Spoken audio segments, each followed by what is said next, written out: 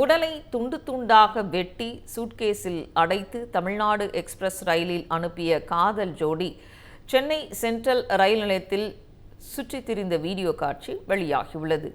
இந்நிலையில் உடலை மீட்ட ஆக்ரா போலீசார் கொலைகார ஜோடியை பிடிக்க முடியாமல் திணறி வருகின்றனர். இது தொடர்பான கூடுதல் விவரங்களை செய்தியாளர் வினோத் வழங்க கேட்கலாம்.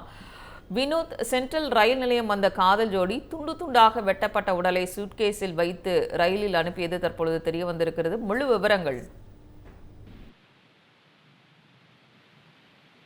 வணக்கம் சங்கீதா.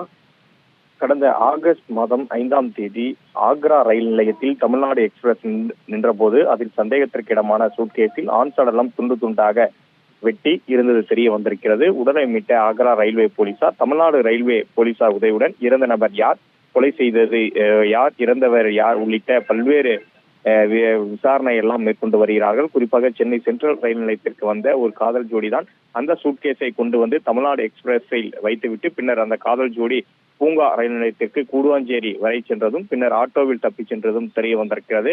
அந்த காதல் ஜோடி எங்கே சென்றார்கள் என்பது குறித்து சரியாக தெரியாதால் சிசிடிவி காட்சிகள் பதிவான புகைப்படத்தை அடையாளமாக வைத்து தீவிரமாக சென்னை சென்ட்ரல் ரயில் நிலையத்தில் போலீசார் தேடி வருகிறார்கள். 2 தனிப்படைகள் அமைக்கப்பட்டு காதல் ஜோடியின் புகைப்படத்தை அந்தந்த பகுதியில் உள்ள நிறுவனங்கள், அடுக்குமாடி குடியிருப்புகள், காவல் நிலையங்கள் உள்ளிட்ட இடங்களில் காட்டி இவர்களை பற்றி தெரிந்தால் தகவல் கொடுக்குமாறு ரயில்வே போலீசார் அறிவுறுத்தியும் வருகிறார்கள்.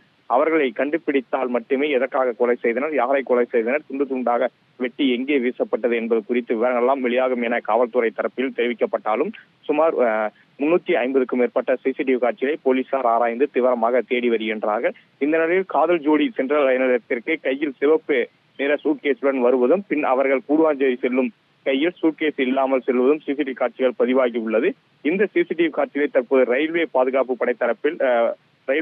படை தரப்பில் வெளியிடப்பட்டிருக்கிறது. தற்போது வரை இந்த வழக்கில் எவ்வித முன்னேற்றமும் ஏற்படாதால் ரயில்வே பாதுகாப்பு படையினர் இந்த புகைப்படங்களை வெளியிட்டு இவர்களை குறித்த தகவலை யாருக்கேனும் தெரிய வந்தால் உடனடியாக தகவல் அளிக்கும்படி கேட்டுக் கொண்டுள்ளார்கள். அதன் அடிப்படையிலே தற்போது சிசிடிவி காட்சிகள் மற்றும் புகைப்படத்தை ரயில்வே பாதுகாப்பு படையினர் தற்போது வெளியிட்டிருக்கிறார்கள்.